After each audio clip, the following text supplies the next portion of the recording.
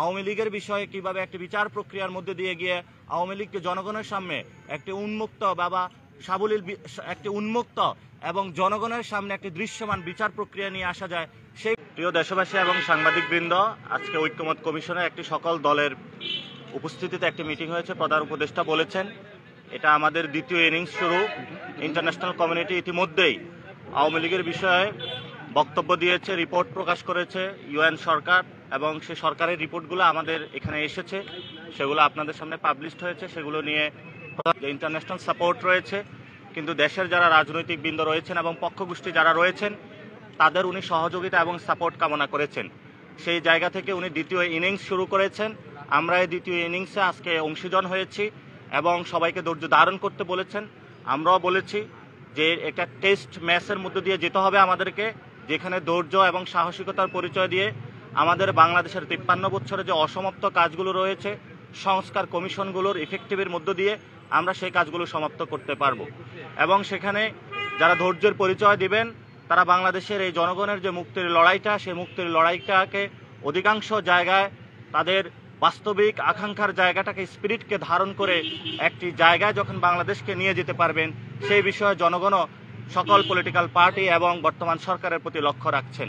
তো সকল political party এবং যারা প্রধান উপদেষ্টা এবং যারা সংস্কার কমিশনে যারা হেড রয়েছেন তারা এই বিষয়ে প্রতিশ্রুতিবদ্ধ হয়েছেন যে মানুষের যে মুক্তির যে আকাঙ্ক্ষা সেই বিষয়ে তারা প্রতিশ্রুতি এবং ঐক্যবদ্ধ।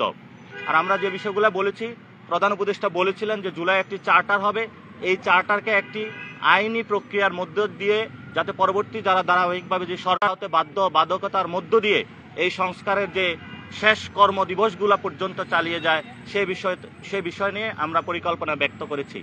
এবং আমরা বলেছি বাংলাদেশের এবং জনগণের যে মুক্তি সেটা একমাত্র নিহিত হবে যদি আমরা একটি নতুন সংবিধান মানুষকে উপহার দিতে পারি। কারণ 72-এর যে সংবিধান রয়েছে এই সংবিধানের মধ্যে বহুদলীয় গণতন্ত্র অসম্ভব এবং বাংলাদেশের যে শান্তি শৃঙ্খলা, জনগণের যে ঐক্যের জায়গাটা সেটা দিন দিন বিনষ্ট হচ্ছে।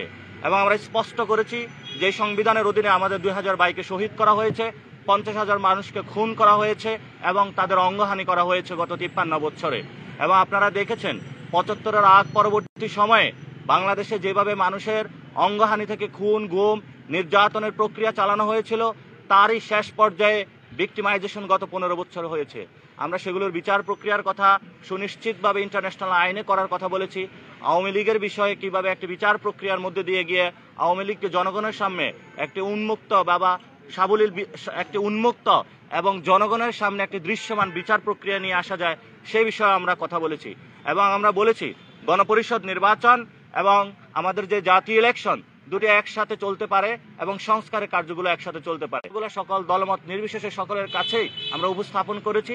বাংলাদেশের শেষ বা মুক্তির লড়াই, এই দেশের ভবিষ্যৎ একমাত্র যদি আমরা একটি গণপরিষদের মাধ্যমে নতুন সংবিধান উপহার দিতে পারি সেটার মধ্যেই হবে। এবং আমরা এটাও ব্যক্ত করেছি বৈষম্য বিরোধী ছাত্র আন্দোলনের নেতৃত্বে এবং জাতীয় নাগরিক কমিটির উদ্যোগে এই মাসে যে ছাত্রদের একটি বড় দল আসতেছে বাংলাদেশের ইতিহাসে, আপনারা জানেন যে এটা জনমত জরিপের কাজ চলছে এবং সেখানে আমাদের রাজনৈতিক লাইনটা কি হবে সেটাও আমরা সবার সামনে আজকে ব্যক্ত করেছি। আমরা বলেছি আমাদের এই রাজনৈতিক লাইনটা হবে একটি নতুন সংবিধান রচনার জন্য আমাদের লড়াই।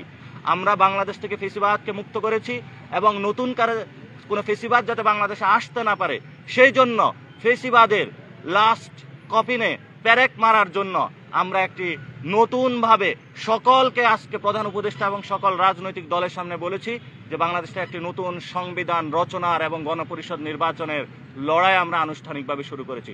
সরকার সংস্কারের আনুষ্ঠানিক লড়াই শুরু করেছে, আমরা নতুন সংবিধানের লড়াই শুরু করেছি।